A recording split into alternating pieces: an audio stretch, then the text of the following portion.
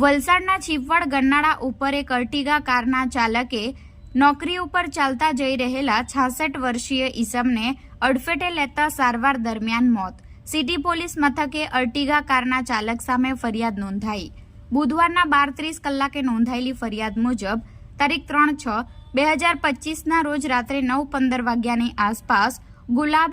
મોહમ્મદ અહેમદ મિયા શેખ ઉંમર વર્ષ 66 જેઓ બસમાં ડ્રાઈવર તરીકે કામ કરે છે, જેઓ નોકરી પર ચાલતા જઈ રહ્યા હતા, જે દરમિયાન એક અર્ટિગા 4-વ્હીલર કારનો ચાલક પોતાની અર્ટિગા કાર નંબર GJ15CN3510 પૂરપાટ ઝડપે હંકારી લાવી ચાલતા જઈ રહેલા ગુલામ મોહમ્મદ અહેમદ મિયા શેખને અડફેટે લેતા અકસ્માત કર્યો હતો, જેને લઈ તેઓ ગંભીર રીતે ઇજાગ્રસ્ત બન્યા હતા. ઘટના બનતા આસપાસના લોકો દોડી આવ્યા હતા અને રાહદારીઓ દ્વારા ઘટનાની જાણ 108 એમ્બ્યુલન્સને કરવામાં આવી હતી. કોલ મળતા જ 108 એમ્બ્યુલન્સની ટીમ ઘટના સ્થળે પહોંચી ઇજાગ્રસ્ત ગુલાબ મોહમ્મદ અહેમદ મિયા શેખને સારવાર હેઠળ નજીકની હોસ્પિટલમાં ખસેડવામાં આવ્યા હતા, જ્યાં ઇમરજન્સી વોર્ડના આઈસીયુમાં સારવાર દરમિયાન ફરજ પરના ડોક્ટરોએ તેમને મૃત જાહેર કર્યા હતા, જેને લઈ તેમના પરિવારજનોએ અર્ટિગા કારના ચાલક ચેતન કુમાર બલ્લુભાઈ પટેલ સામે વલસાડ સિટી પોલીસ મથકે ફરિયાદ દાખલ કરાવી છે.